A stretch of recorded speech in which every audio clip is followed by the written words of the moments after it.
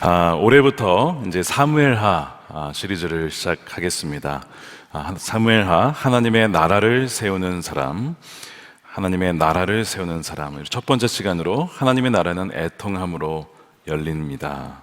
애통함으로 열립니다. 라는 제목의 말씀을 나누겠습니다. 여러분, 하나님의 나라는 성경을 관통하는 핵심 주제입니다. 굉장히 중요한 주제예요. 창세기부터 계시록까지. 예수님도 계속 이 주제에 대해서 말씀하셨어요. 산상수훈에서도 먼저 그의 나라와 의를 구하라. 주기도문 하실 때도 그의 나라가 이 땅 가운데 임할 수 있도록, 뜻이 하늘에서 이루어진 것처럼 이 땅이 이루어질 수 있도록 그렇게 기도하라고 가르쳐 주셨죠. 특별히 지금 대한민국의 이렇게 혼란스러운 상황 가운데 더욱더 우리는 하나님의 나라를 갈망하고, 불의와 부정과 분열과 수치가 가득한 이 땅 가운데 하나님의 공의와 정직과 진정한 평강과 영광이 임하도록 우리 믿는 이들이 더욱더 깨어서 기도해야 될 때가 이때입니다. 그리고 기도할 뿐만 아니라 우리의 삶을 통해서 하나님의 나라의 가치를 드러내고 살아내는 것, 굉장히 중요합니다. 우리는 사명이 있는데 하나님 나라를 세워야 된다는 그런 사명을 받은 사람들입니다. 물론 우리의 힘으로는 절대 하나님 나라를 세울 수가 없어요. 주체는 하나님이시고 우리는 믿고 순종할 때 우리를 통하여서 하나님 나라가 세워지는 거예요. 그래서 첫 번째는 아까 우리 사무엘상에 다뤘던 것처럼 하나님의 마음에 맞는 사람, 하나님 그걸 빚으셔서 그 사람을 통해서 하나님의 나라를 세우거든요. 그 나라를 세우는데 핵심은 누구냐면 결국에는 하나님이시지만 결국 사람입니다. 하나님 마음에 맞는 사람. 우리가 이제 사무엘하를 시작을 하는데 1장에서 중요하게 다루어지는 키워드가 뭐냐면 바로 애통함입니다. 이 애통함이 있는 사람을 통해 하나님은 당신의 나라를 있던 가운데 세운다고 하는 것이죠. 어둠 속에 감추었던 진실이 빛 가운데 드러나고 부정과 거짓이 다 드러나서 정말 진정 하나님의 나라가 이 땅 가운데 속히 온전히 임하게 되기를 우리가 함께 기도했으면 좋겠습니다. 오늘 우리 사무엘하 1장을 보게 되면 앞으로 우리가 보겠지만 다윗을 통해 이제는 나라를 어떻게 세워나가는가. 자, 지금까지 하나님께서 이 다윗을 굉장히 훈련시키셨잖아요. 그렇죠? 그 다음에 이 다윗을 통해 어떻게 나라를 세운지 보게 될 텐데, 오늘 1장 1절은 시작부터 사울의 죽음을 얘기를 합니다. 사울이 죽은 뒤에 다윗이 아말렉을 쳤다, 승리했다는 얘기가 나요. 하나는 죽고 망하고 하나는 승리한다. 이 두 가지의 이 두 사람의 대비를 이미 1장 1절부터 보여주고 있어요. 이 다윗이 여러분 아시다시피 원래 아기스 왕과 함께 있다가 이스라엘과 전쟁을 치를 뻔했었죠. 근데 하나님의 도우심으로 빠져나와서 그건 가까스로 피했습니다. 근데 다윗의 입장에서는 이 결과가 어떻게 됐을까? 그 많은 블레셋의 군대들이 다 몰려갔는데 이 조국 이스라엘이 어떻게 됐을까? 굉장히 궁금했을 거예요. 그때 며칠이 지나자 한 청년이 다윗에게 찾아와서 보고를 합니다. 이야기를 전해주는 거야. 옷을 찢고 흙을 뒤집어 쓰고 애도하는 가운데 다윗에게 절을 하며 전하는 소식이 뭐냐면 이스라엘이 패배했다는 겁니다. 그리고 사울 왕이 죽었고 요나단 왕자도 거기서 전사했다는 충격적인 소식을 전해요. 다윗은 이 왕과 왕자가 전사했다는 것을 너가 어떻게 아느냐라고 다그쳐 묻죠. 그랬더니 이 청년이 상세히 보고를 합니다. 자기가 우연히 길보아 산에 갔다가, 아니 전쟁터에 어떻게 우연히 가죠? 이것도 이상하죠. 우연히 전쟁터에 갔다가 사울이 창에 기대어 있는 것을 봤다는 거예요. 그리고 블레셋 기병이 이제 쫓아오고 있었고, 그때 이제 이 사울이 왕이 자신에게 명하기를 나를 죽이라 했다는 겁니다. 그래서 이 청년이 그 명령대로 왕을 죽였다는 거예요. 그것이 10절이에요. 제가 보기에도 일어나서 사실 것 같지 않아서 다가가서 명하신 대로 죽였습니다. 그래서 이제 머리에 있는 왕관을 벗기고 팔에 있는 팔찌를 빼어서 이렇게 가져왔습니다. 그럼 다윗에게 지금 왕관을 바치는 겁니다. 청년의 입장에서는 다윗으로부터 감사와 큰 보상을 기대했을 겁니다. 왜냐하면 이 다윗의 원수가 사울이라고 많은 사람들이 알고 있었기 때문이죠. 그러니까 이제 원수가 죽었으니 다윗은 기뻐할 것이고, 그 다음에 그 왕관을 가져왔으니 얼마나 많은 보상을 해 주겠습니까? 이것이 이제 이 청년의 생각이었던 거죠. 그런데 다윗은요, 일반적인 사람과는 굉장히 달랐습니다. 만일 대부분의 사람들이었다면 좋아했을 거예요. 와, 드디어 사울왕이 죽었구나. 내가 이제 광야의 생활을 끝내고 드디어 왕궁에 들어갈 수 있구나. 막 기뻐했을 거예요. 이거에 대부분의 사람들이 이런 반응을 보였을 겁니다. 근데 다윗은 어떤 사람이었어요? 하나님의 마음에 맞는 사람으로서 하나님의 광야 학교에서 연단을 받은 사람입니다. 다윗은 반응이 달랐어요. 오히려 기뻐하는 것이 아니라 슬퍼하며 슬픔을 억누르지 못하고 자기의 옷을 찢고, 그리고 자신의 부하들과 함께 금식하며 애도를 하는 겁니다.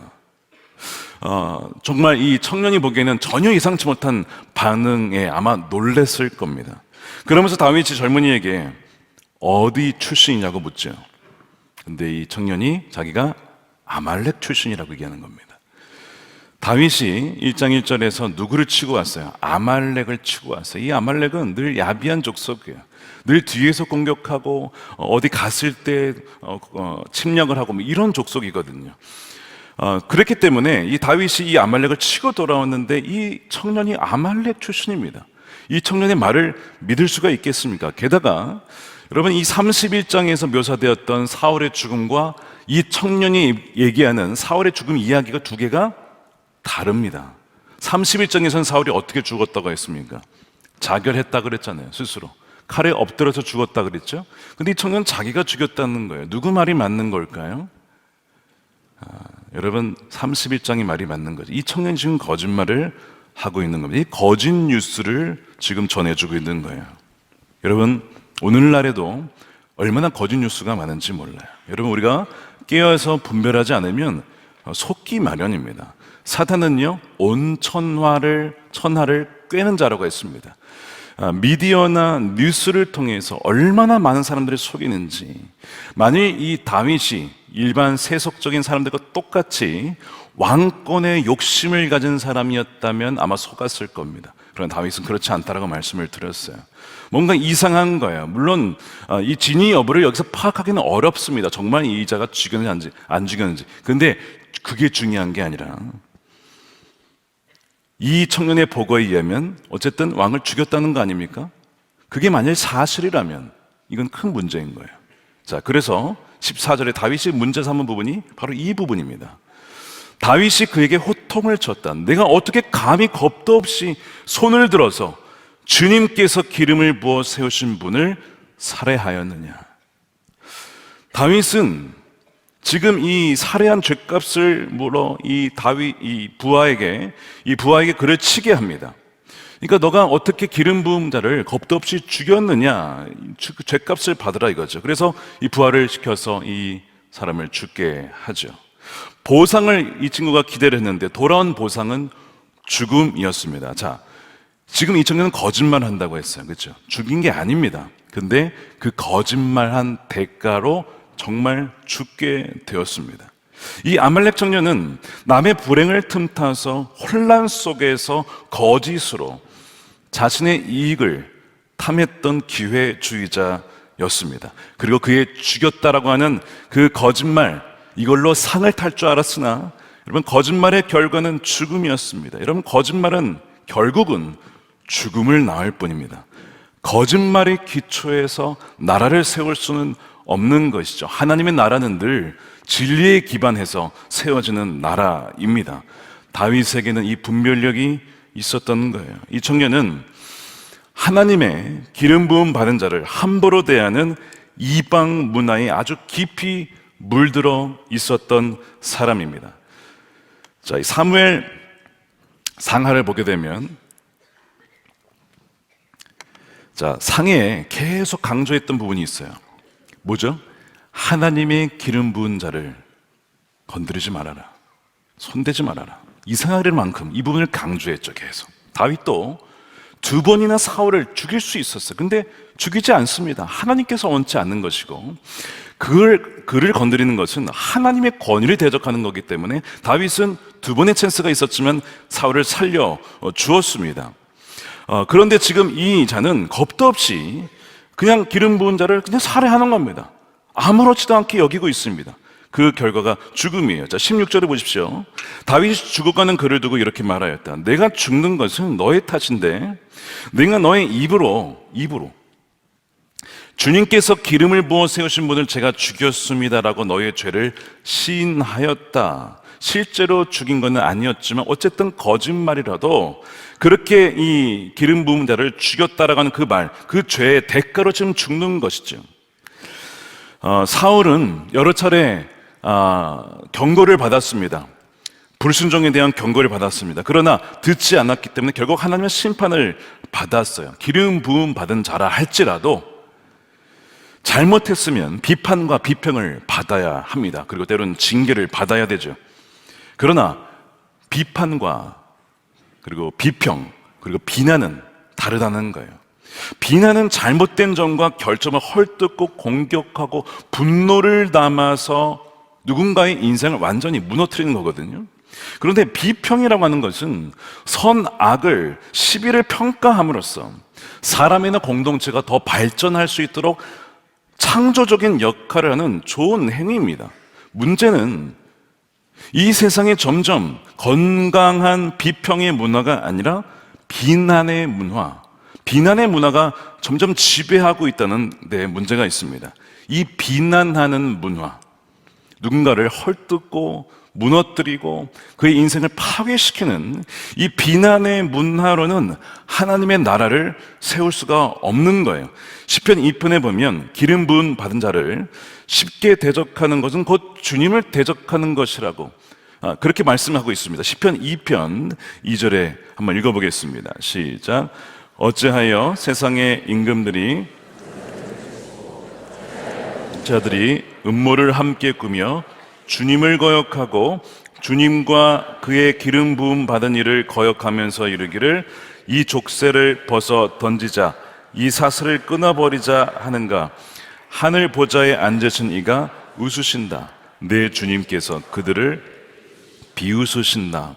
여기서 기름 부음 받은 자는 전적으로 이 주님과 연결되어 있는데, 왜냐하면 하나님의 권세로 이 자가 세워졌기 때문에 그렇습니다. 그런데 이 세상의 임금들과 통치자들이 주님을 거역하려 하기에 합당한 권위로 세워진 자도 거역을 하려 합니다. 여러분, 이제 마귀의 이름이 디아볼로스라고 되어 있는데, 디아볼로스의 원래 직역을 하게 되면 대적하는 자예요. 비방하는 자입니다. 그러니까 마귀는 하나님을 대적합니다. 그리고 하나님의 백성을 대적하고 하나님의 권위로 세워진 지도자들 누구든지 대적하는 속성을 갖고 있어요. 그래서 마귀는 권위자를 대적하고 사람들로 하여금 영모를 꾀하여, 오늘 이 시편 2편에 나와 있는 것처럼 온 천하를 꾀는 자가 바로 이 디아볼로스라고 하는 마귀의 특징입니다.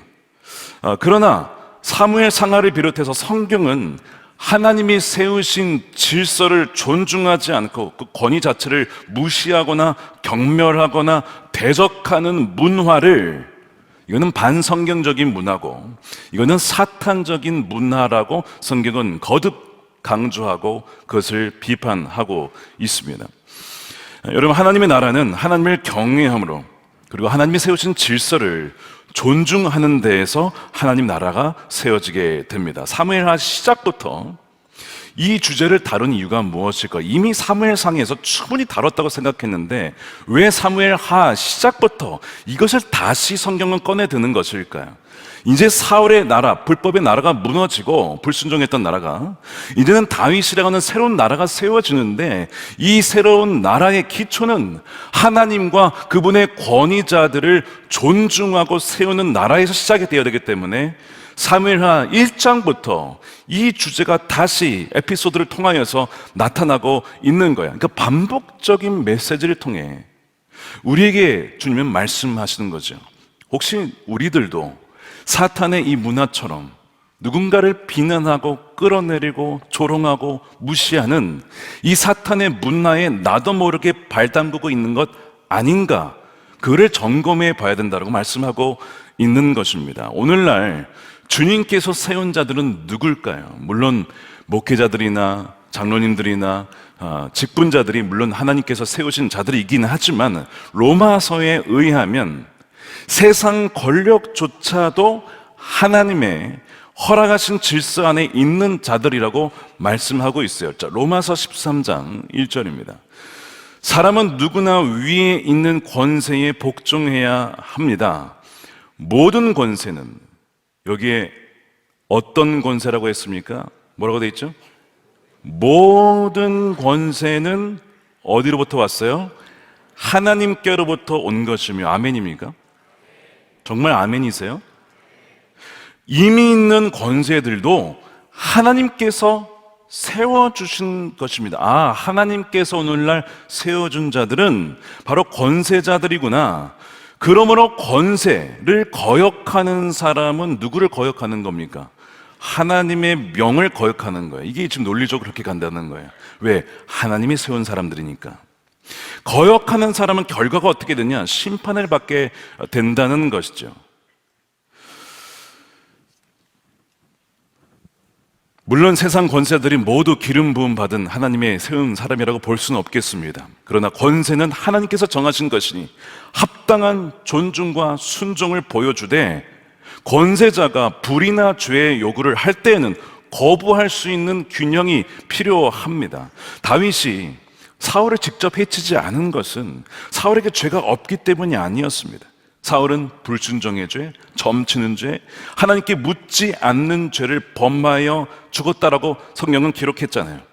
그러나 다윗은 그럼에도 불구하고 이 사울의 왕위가 지속이 되었단 말이에요. 여러분 기억하셔야 될 게 뭐냐면, 다윗이 광야에서 내내 훈련받은 게 뭐예요? 불의한 권세에도 복종하는 것에 대한 다름이었습니다. 불의한 사울 왕에, 나도 왕인데 불의한 왕을 죽여버리고 내가 왕이 돼야지 라고 하는 거 너 하지 말아라. 내가 허락할 때까지 아닌 거야. 너 순종할 수 있겠어? 여러분 13년 걸렸어요. 13년 내내 다윗을 훈련시킨 것이 하나님의 권세에 순종하고 복종하는 법을 가르친 거예요. 이게 광야 생활의 핵심입니다. 왜냐하면 그것에 순종하지 않으면 보이지 아니하는 하나님의 절대 순종하지 않습니다. 이거를 아주 그냥 어려운 방식으로, 하드 레슨으로 인생에서 다윗에게 정말 고통스러운 과정을 통해, 다윗은 이 모든 것이 하나님의 주권 속에 주어진 것임을 믿고 배우는 과정을 통과하여 이제 사무엘하, 이제 정말 하나님의 나라를 세울 때가 된 거예요. 이때까지 인내하며 기다려왔습니다. 그리고 하나님은 그를 그렇게 정결하게 연단시켜 온 것이죠. 그래서 다윗이 사울을 2번이나 죽일 수 있었지만 참는 것이 하나님을 신뢰함으로 기다렸던 것입니다. 하나님의 질서를 존중하는 것이 하나님 나라를 세우는 기초이기 때문에 그래요. 근데 오늘날 우리 사회에 이 권위에 대한 존중의 문화 과연 남아 있습니까? 권위에 대한 존중의 문화, 부모에 대한 권위에 대한 존중과 선생님에 대한 권위에 대한 존중과 영적 지도자에 대한 권위에 대한 존중이 남아 있습니까?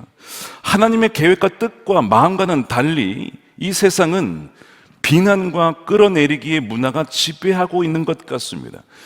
용어 중에 이런 용어가 있습니다. 캔슬 컬처라고. 다 캔슬 시키는 거예요. 다 캔슬. 마음에 안 들면 다 캔슬 시키는 거예요. 이 캔슬 컬처라는 용어가 있어요.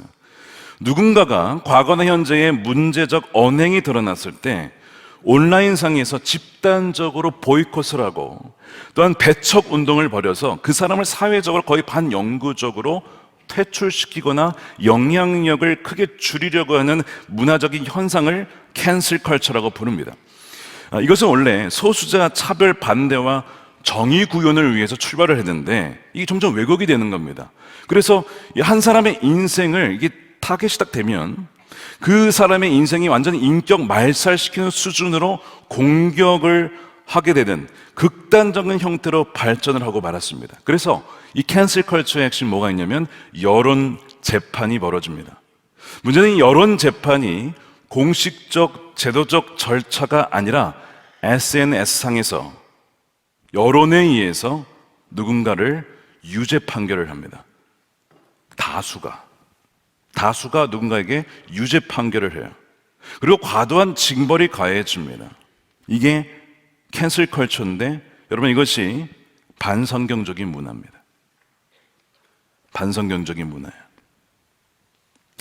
하나님은 사울조차도 40년을 기다리셨습니다. 하나님은 공의 하나님이시지만 동시에 회개와 회복을 강조하시고 죄인이 돌이키기를 바라셨기 때문이죠. 이 캔슬 컬처가 여러분 성경에도 나옵니다. 어디 나올까요? 어디 나올까요? 캔슬 컬처가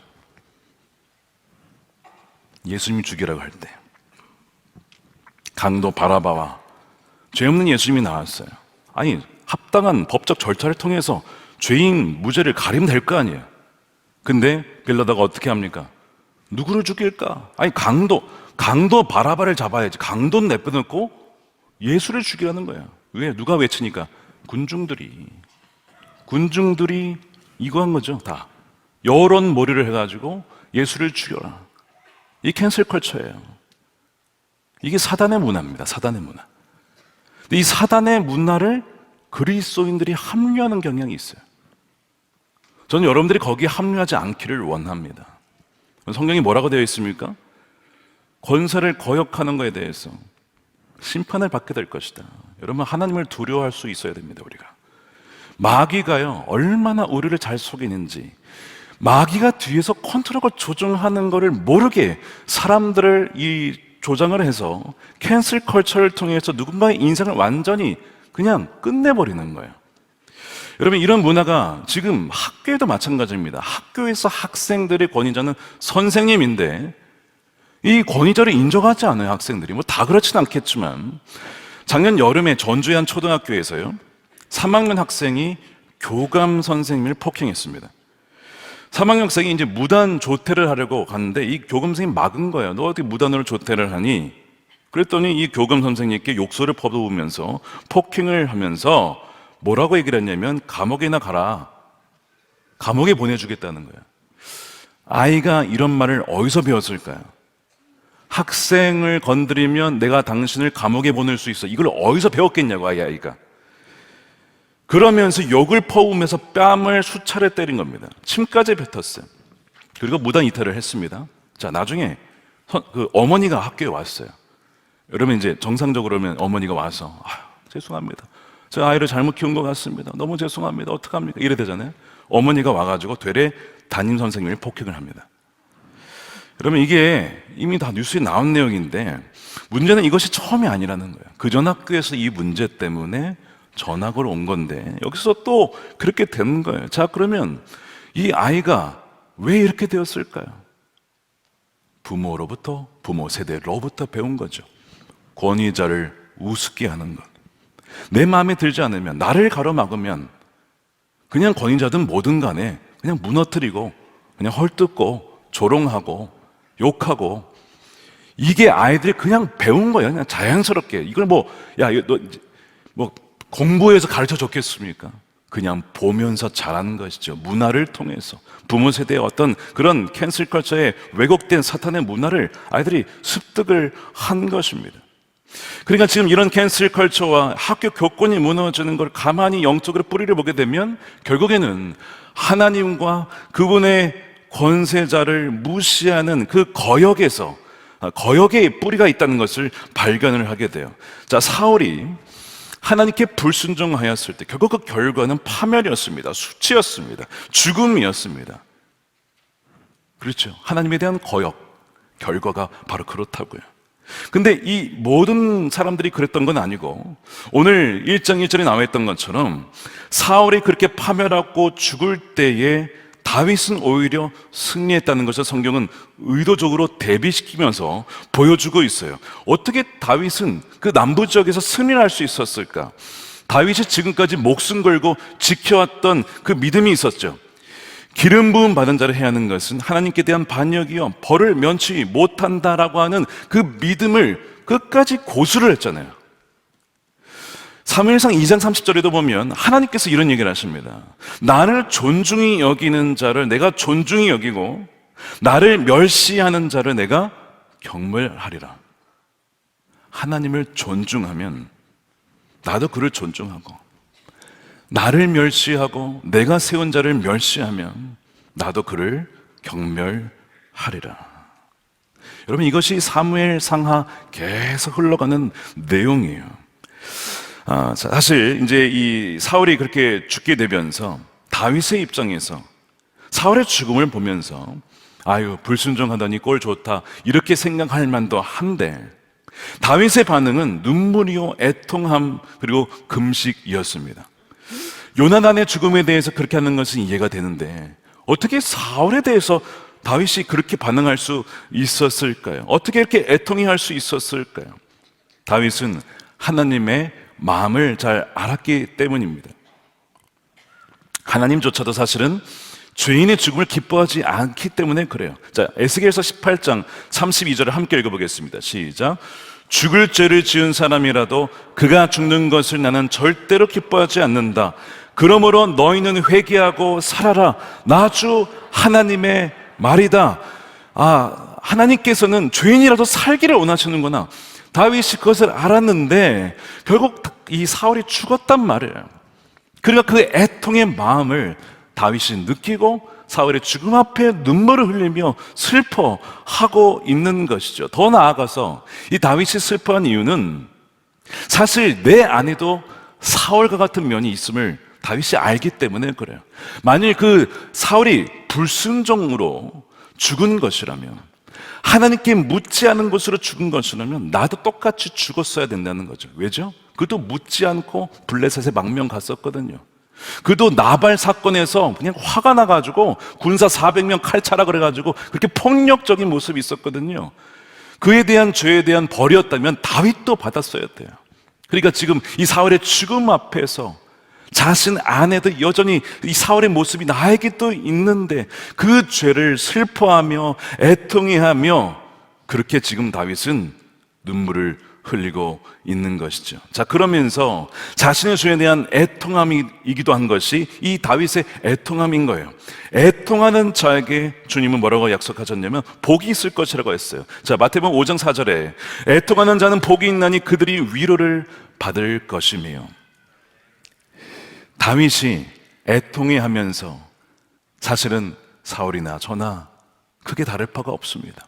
그리고 아무리 원수와 같은 사울이라도 죽었을 때, 그가 애통해했을 때 하나님께서는 다윗에게 위로를 주면서 긍휼을 베풀어 주면서 그가 새로운 나라를 세워나갈 수 있도록 그 길을 열어주시는 거예요. 애통함이 하나님의 통치와 나라가 열리게 되는 또 하나의 문이 된다는 것이죠. 여러분들에게 이 애통함이 있게 되기를 축복합니다. 누군가를 비난하고 조소하고 조롱하는 문화가 아니라, 여러분, 그건 사탄의 문화입니다. 마음 아파하는 거예요. 죄로 무너진 것에 대해서 마음 아파하는 것이죠. 하나님의 사람이 저렇게 무너진 것에 대해서 아파하며 나도 그럴 수 있음을 아파하는 그 마음, 그것이 애통함이에요. 더 나아가서 다윗이 애통해한 이유가 있습니다. 사울의 죽음은 국가적인 상실이었기 때문에 그렇습니다. 다윗은 물론 사울과 관계가 좋지는 않았지만 이 사울의 왕의 죽음을 국가적인 상실로 보았어요. 국가 최고 지도자 초대왕을 상실한 이 아픔을 슬퍼하면서 조가를 지어서 백성들에게 가르치라고 하는 것이죠. 자, 그래서 그 17절에 보십시오.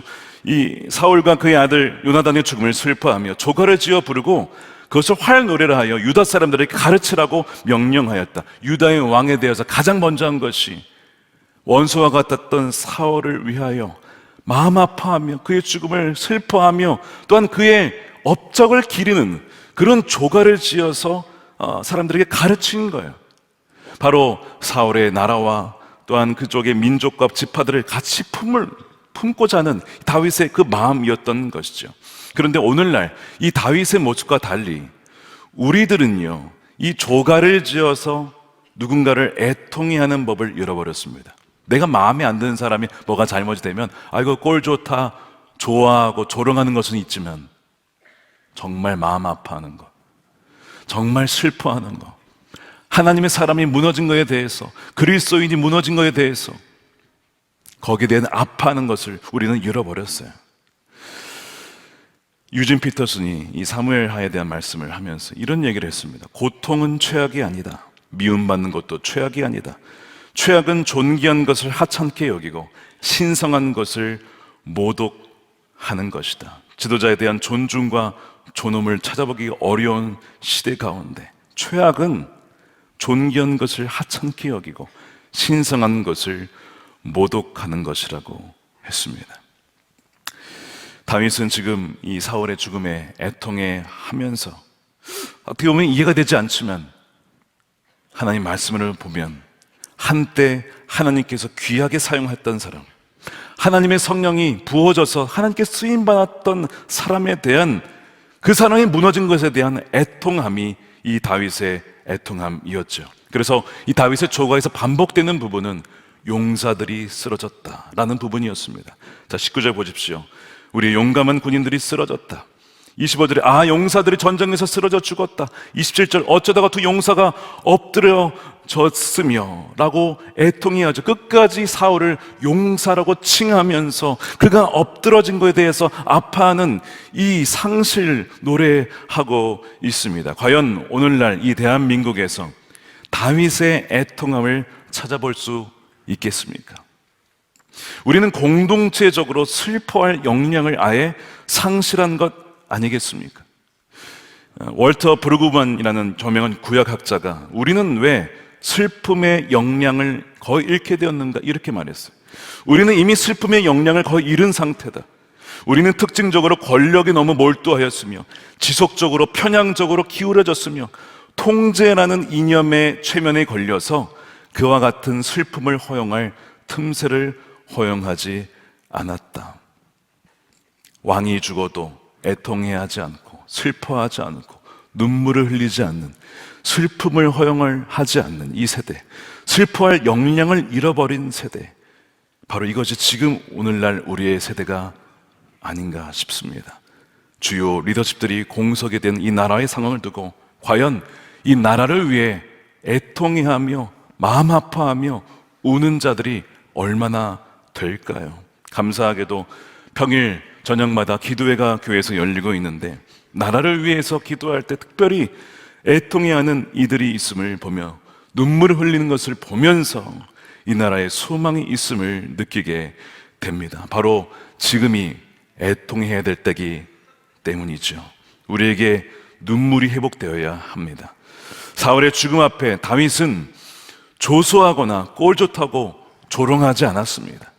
오히려 적극 블레셋이 노래하며 좋아할까봐 걱정했어요. 그는 조소하는 것이 아니라 조가를 지어 슬픔을 노래할 수 있도록 공동체에게 가르치고 있고요. 또한 다윗의 조가에는 사울을 향한 관대함마저 넘쳐 흐릅니다.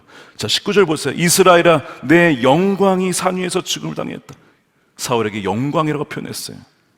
24절에 보니까 딸들아, 너희에게 화려하게 입혔고 금노리기를 너희 옷에 채운 사울을 위해 슬퍼해라.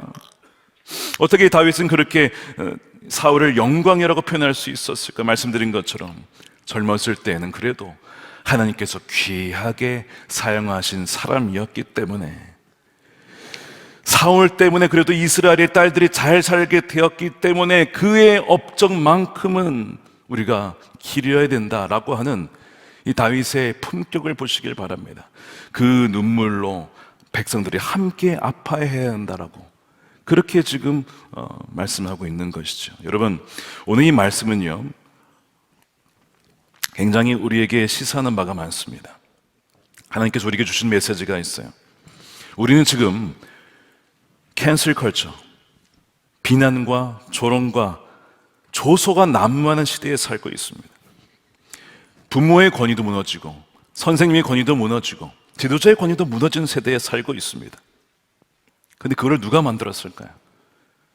거기에 편승하고 합류하는 부모 세대에 의해서 자녀 세대들이 그것을 배워가고 있는 것입니다. 그렇기 때문에 이런 시대 속에서 이 다윗의 어떻게 보면 원수와 같은 사울을 위해 울고 애통해하며 조가를 부르는 이 모습은 너무나 낯설게 느껴지죠. 영 다른 나라에 사는 사람처럼 보입니다. 그런데 성경은 바로 이 다윗의 눈물과 애통과 조가를 배워서 가르쳐야 한다라고 오늘 우리에게도 말씀하고 있는 거예요. 우리와 그들을 나누고 원수가 서로 되어버린 세상 속에서 국가적인 상실에 애통해 하는 법을 배우고 잃어버린 슬픔의 영향을 회복해야 된다라고 하는 것이 오늘 이 사무엘하 1장의 메시지인 것입니다. 바로 그럴 때 진정한 공동체의 치유가 일어나기 때문에 그래요. 이 다윗의 조가가 좀 비현실적이라고 느껴지겠지만 한번 이 이야기를 들어보시기 바랍니다. 지난 1월 9일에 미국의 제39대 대통령이었던 지미 카터 전 대통령의 장례식이 거행이 되었습니다. 그의 장례식에 전현직 대통령들이 참석을 하고 지미 카터를 위한 추도사들이 이렇게 준비가 되었는데 그중에 특별했던 것은 이미 고인이 되어버린 제럴드 포드 대통령, 제38대 대통령이죠. 그가 생전에 지미 카터를 위해서 추도사를 미리 작성을 하고 그는 부름을 받았습니다. 그래서 그 추도사를 스티븐 포드가 이 지미 카터의 장례식 때 대독을 하게 된 거예요. 근데 이 제럴드 포드는 공화당이고 지미 카터는 민주당입니다. 1976년 대선에서 서로 라이벌이었죠. 서로 비난하고 공격하고 정책과 비전 차이를 두고 치열한 경쟁을 했고 심지어 서로 대통령 자격이 없다고 공격했던 그런 원수와 같은 사람들이었거든요. 근데 현직에서 물러난 이후에 이 둘은 어떤 계기로 둘도 없는 친구가 됩니다. 아니 원수가 어떻게 친구가 돼? 친구가 됐어요. 친구가 됐을 뿐만 아니라 제럴드 포드가 2007년에 먼저 죽었을 때 지미 카터가 추도사를 하죠. 우리와 같은 우정이 어디 있었습니까? 이런 추도사를 했어요. 이제는 지미 카터가 죽었어요. 그래서 미리 이 제럴드 포드가 죽기 전에 남겼던 추도사를 아들이 읽었는데 자 이렇게 읽었습니다. 정직과 진실함의 동의어는 지미 카터라는 이름이었습니다. 사회적 변혁의 기로에 서 있는 상황에서도 그는 일생 동안 그 정직함을 보여주었습니다. 미국인들과 전 세계 사람들은 그의 수십 년이 걸친 선행 때문에 영원히 복을 받을 것입니다. 지미 카터의 평화와 연민에 대한 유산은 독보적이며 시대를 초월해 남을 것입니다. 지미와 제가 서로를 존중할 수 있었던 이유는 바로 우리가 공유했던 가치 덕분이었으며 둘 다 신실한 크리스천이었습니다. 덕분에 소중한 친구가 되기 전에도 적으로서도 존중할 수 있었습니다. 친구여, 우리의 재회를 고대하고 있네. 그동안 밀린 이야기가 많지. 오랜 친구여, 웰컴 홈. 집에 돌아온 것을 환영하네. 고 제럴드 포드, 제38대 미국 대통령. 미국에 이런 품격 있는 자유민주주의 유산이 있다는 것은 얼마나 큰 복이고 얼마나 부러운지 모르겠습니다. 전 대한민국에도 이런 품격 있는 정치가 있으면 참 좋겠습니다. 우리나라에 특별히 이 상황 속에서 이 제럴드 포드와 지미 카터의 우정, 어떻게 보면 원수였던 사이에서 친구가 되어지는 이 과정을 보면서 지금 이 나라에 필요한 것이 이것이 아닌가. 어떻게 보면 사울을 향해서 다윗이 썼던 이 조가가 비현실적인 것이 아니라 이게 지극히 정상이고 하나님 나라에서 우리가 지금 비정상을 살아가고 있는 것인데 하나님은 누굴 찾으십니까?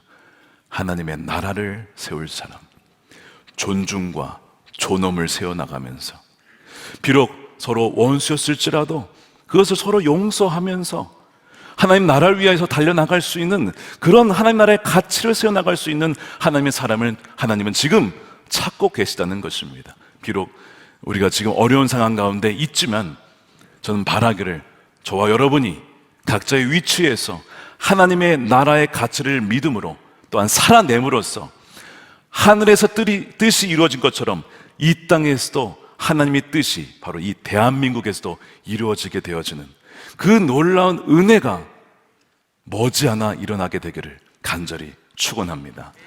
우리 함께 기도하겠습니다.